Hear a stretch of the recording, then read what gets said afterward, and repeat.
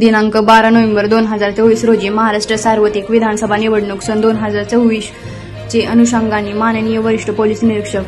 Kondhwa police स्टेशनची Shri Vinay Patankar यांचे आदेश मिळणे, कोंढवा तपास पथकाचे पोलीस उपनिरीक्षक बालाजी डिंगोळे, पोलीस अंमलदार विशाल मेमाने, सतीश चव्हाण, निलेश देसाई, गोरखनाथ चिनके, सुजित मदन लक्ष्मण होळकर, संतोष बनसोडे असे पेट्रोलिंग करत असताना पोहावा विशाल मेमाने यांना त्यांच्या बातमीमार्फत बातमी मिळाली की 4 इसम त्यांच्या ताब्यातील काळ्या रंगाची होंडा ॲक्टिवा दुचाकी गाडी क्रमांक MH12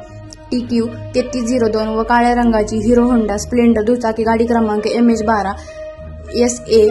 6270 हिजेवरून खडी मशीन चौकीतून कात्रजच्या दिशेने जाणार असून त्याच्या ताब्यात देण्याची बनावटीची पिस्टल व काही जिवंत काडतुसे आहेत अशी खात्री लायक बातमी मिळालेली सदरची बातमी पोलीस उपनिरीक्षक बालाजी डिंगोळे यांनी माननीय वरिष्ठ पोलीस निरीक्षक श्री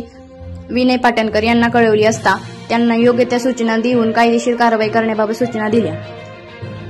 त्यांच्या ताब्यातून एक होंडा ॲक्टिवा दुचाकी गाडी व एक स्प्लेंडर दुचाकी गाडी तसेच एकूण 4 देशी बनावटीची पिस्तॉल व 6 जिवंत काडतुसे असं एकूण 2,58,000 रुपये किंमतची मुद्देमाल जप्त करण्यात आला असून 3 आरोपी अटक करण्यात आलेली असून विधी संघर्षग्रस्त बालकास त्याचे पालकांनी ताब्यात देण्यात आले आहे।